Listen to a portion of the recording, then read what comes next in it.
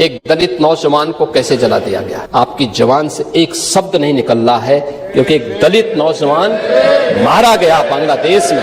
ایک اور اسٹوڈنٹ رہنما حسنات ان کو دھمکی دے رہے ہیں کھلم کھلا کہ اگلی باری تمہاری ہے. تو جب تک یہ مائنڈ سیٹ بیٹھا ہوا ہے جی، دیکھیں مودی کو ایک چہرہ مت سمجھے یا مودی کو ایک پرسنالٹی مت سمجھے، اس کے پیچھے پورا ایک جو ہندوتوا کا مائنڈ سیٹ ہے، جو دیکھیں نا اس کی تو پیدائش ہی اس فرکشن سے کی چیز سے اور مسلمانوں کی ہیٹ سے اور پاکستان کے وجود سے نفرت سے ہوئی ہے. آدتیہ ناتھ ہندو فیشزم کی تصویر دیکھ لیں، ہندو انتہا پسندی کی تصویر دیکھ لیں، ہندو بنیاد پرستی کی تصویر دیکھ لیں، یہ اس شکل کے اوپر آپ کو واضح طور پہ نظر آتا ہے. جو بنگلہ دیش میں بجلی آتی ہے یا کافی جو بجلی ہے وہ انڈیا سے آ رہی ہے. اس کے علاوہ جو بنگلہ دیش کی لیبر ہے وہ انڈیا میں جا رہی ہوتی ہے. جب بنگلہ دیشی کو یہاں سے نکالیں گے اور روہنگیا کو یہاں سے باہر کا راستہ دکھائیں گے تو ان کے سمرتھن میں مت آنا. بنگلہ دیش میں جو بھارتی اثر و رسوخ ہے وہ ختم ہو چکا ہے تقریباً، اور را کی وہاں پر جو ہے وہ سازش جاری ہے. لیکن ایک وہاں پر واقعہ یہ ہوا ہے کہ جو رشیا کے وہاں پر سفیر ہیں ان کی طرف سے ایک بیان آیا ہے جو کہ انڈین میڈیا چلا رہا ہے کہ انہوں نے وہاں پر کہا کہ بنگلہ دیش کو 1971 کو بھی یاد رکھنا چاہیے. پورا بھارت اس سمے کیسے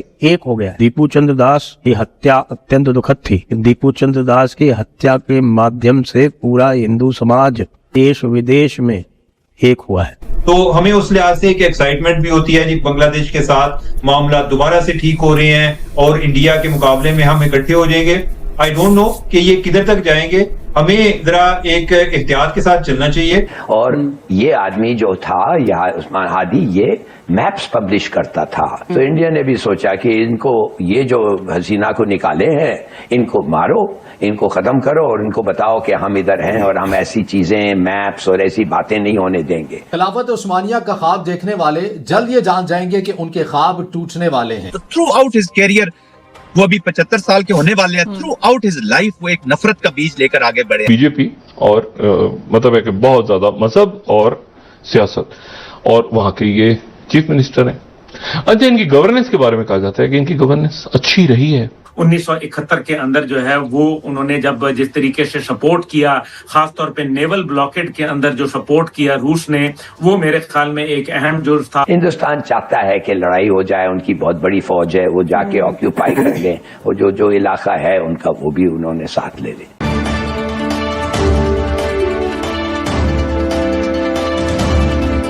انڈیا کے قریب ہونے جا رہا ہے، لیکن یہ ہے کہ وہ پاکستان کے بغیر ان کے آپس میں تعلقات ٹھیک نہیں ہوتا، یعنی کہ وہ ان کو وہ فائدہ نہیں ہو سکتا. ایون وہ تجارت نہیں کر سکتے. جو بھی ٹرانزٹ روٹ بھی انہوں نے استعمال کرنا ہے تو وہ وایا پاکستان جائے گا. اگر ہم اسی چیز کو ادھر لے جائیں تو ہم بنگلہ دیش کے جتنے بھی قریب ہو جائیں تو جو ان کا لینڈ بارڈر لگتا ہے نا وہ انڈیا کے ساتھ لگتا ہے. جو بنگلہ دیش میں بجلی آتی ہے یا کافی جو بجلی ہے وہ انڈیا سے آ رہی ہے. اس کے علاوہ جو بنگلہ دیش کی لیبر ہے وہ انڈیا میں جا رہی ہوتی ہے. اب اس سارے تناظر میں میں نہیں سمجھتا کہ وہ انڈیا کے ساتھ ان کے کافی پرابلم ہیں، لیکن ایک ٹوٹل ڈسکنیکٹ وہ نہیں کر سکتے. ہم چاہیں بھی، بنگلہ دیش چاہے بھی تو انڈیا درمیان میں ٹربل کریٹ کرے گا. ٹھیک ہے، ابھی جس طرح اعزاز بات کر رہے تھے کہ ہم چاہ رہے ہیں کہ ان کے ساتھ ہماری پروازیں شروع ہو جائیں، لیکن جب وہ جو انڈین سپیس استعمال کریں گے تو انڈیا ادھر درمیان میں رکاوٹ کھڑی کر سکتا ہے یا کرتا ہے. اب اس سارے تناظر میں کیا کرنا چاہیے؟ کیا ہمیں بہت زیادہ خوش رہنا چاہیے؟ ہماری خوشی جو ہے بڑی نیچرل ہے، کیونکہ ہم جو ہے ان کو سمجھتے ہیں کہ جیسے ہم سے جدا یا دو بھائی ہیں کہ جو آپس میں جدا ہو گئے تھے. تو ہمیں اس لحاظ سے ایک ایکسائٹمنٹ بھی ہوتی ہے جی، بنگلہ دیش کے ساتھ معاملات دوبارہ سے ٹھیک ہو رہے ہیں اور انڈیا کے مقابلے میں ہم اکٹھے ہو جائیں گے. آئی ڈونٹ نو کہ یہ کدھر تک جائیں گے. ہمیں ذرا ایک احتیاط کے ساتھ چلنا چاہیے. ہمیں اس اپرچونٹی کو بھرپور طریقے سے استعمال کرنا چاہیے، لیکن ایٹ دا سیم ٹائم ہماری اپروچ ایک حقیقت پسندانہ رہنی چاہیے. یہ ممکن نہیں ہے کہ وہ انڈیا کے ساتھ ٹوٹل ایک ان کا ڈسکنیکٹ نہیں کریٹ ہو سکتا. ہم اس سارے عمل میں جو اپنے لیے ایک بہتری کر سکتے ہیں، جو تعاون بڑھا سکتے ہیں، اقتصادی معاملات میں بہتری آ سکتی ہے.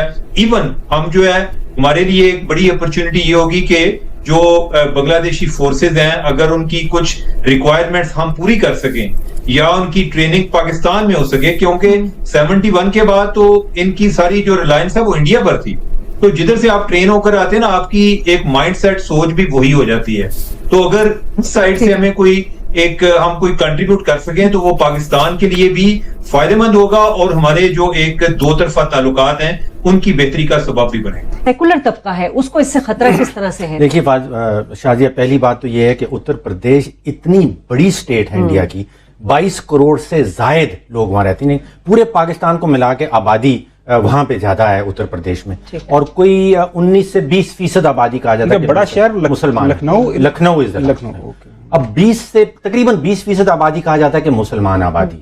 تو آپ سمجھیے کہ 4 سے 5 کروڑ مسلمان اس اسٹیٹ میں رہتے ہیں. لیکن جس طرح یہ الیکشن جیتا ہے, یعنی کہ ٹوٹل سیٹیں 403 ہیں اور اس میں سے 312 جو ہے وہ ان کی حکومتی پارٹی جو ہے وہ جیت گئی ہے. آپ کے سامنے جو نقشہ آ رہا ہے اس میں جو سارا آپ کو وہ پیلا زرد سا رنگ نظر آ رہا ہے, وہ سارا کا سارا یہ مودی کی پارٹی جو ہے وہ جیت گئی ہے.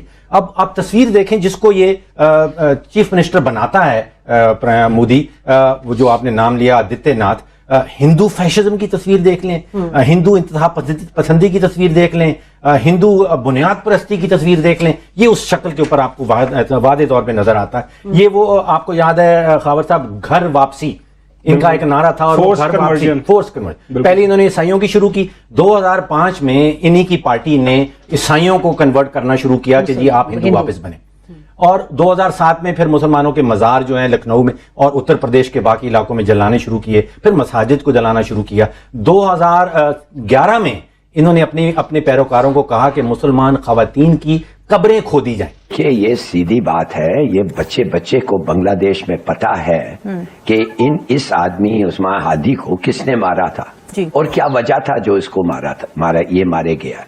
نمبر 1, جیسے آپ نے پہلے کیا, یہ تو اینٹی انڈیا تھا. اینٹی انڈیا کا مقصد یہ نہیں چاہتا تھا کہ یہ انڈیا ایک پپٹ ریپبلک بن جائے ہندوستان کا, جو بن گیا تھا حسینہ کے تحت.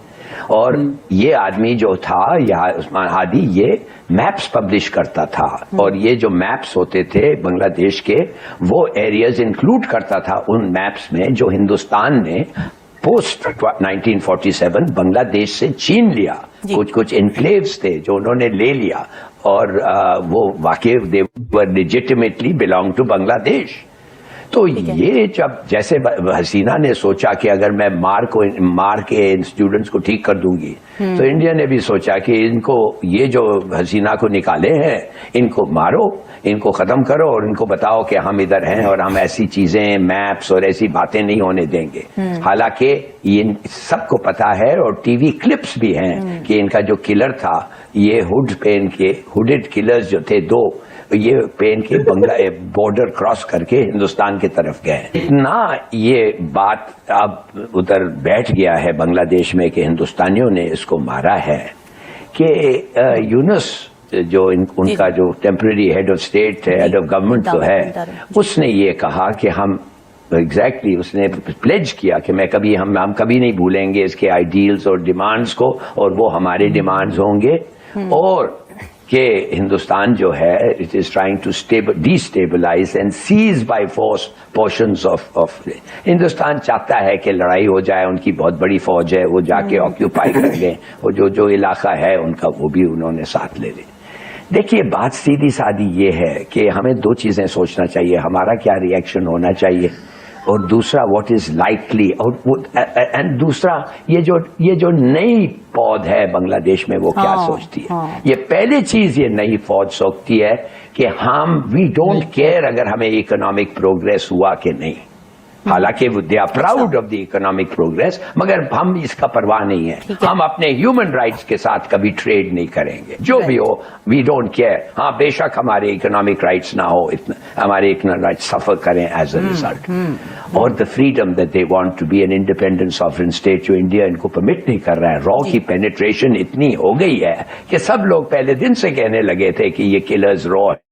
دوستو, بنگلہ دیش میں جس طرح کے حالات ہندوؤں اور بھارت کے لیے بنائے جا رہے ہیں, اس کو دیکھتے ہوئے یوگی جی نے یو پی کی ودھان سبھا میں کھڑے ہو کر یہ اسپیچ دی ہے کہ بھارت میں رہنے والے جو سیکولر ہیں وہ بنگلہ دیشی ہندوؤں پر ہو رہے اتیاچار کو دیکھتے ہوئے اس سمے پوری طرح سے چپ ہیں, ان کے منہ میں دہی جمی ہوئی ہے. لیکن انہوں نے کہا کہ اگر بنگلہ دیشیوں کے تیور یہی رہے, اگر بنگلہ دیشی اپنی حرکتوں سے باز نہ آئے, تو ہم بھارت سے اور خاص کر کے یو پی سے ان سارے کے سارے روہنگیا اور بنگلہ دیشی گھسپیٹھیوں کو کھدیڑ کر باہر نکالیں گے और भारत का कोई सेक्युलर उसके बाद हमारे खिलाफ बात करने ना आए। इसके अलावा आपने इस वीडियो में देखा कि यहाँ पर बांग्लादेश में हो या फिर भारत में हो, यहाँ पर विक्टिम्स भी हिंदुइज्म है और यहाँ पर सनातन के खिलाफ ही प्रोपागेंडा भी हो रहा है। वहीं पर सनातन के खिलाफ ही पाकिस्तान की तरफ से बहुत बड़ी साजिश भी रची जा रही है। जैसे कि इस वीडियो में पाकिस्तानियों द्वारा यह बताया जा रहा है कि भारतीय सनातनियों की तरफ से जो घर वापसी करवाई जाती है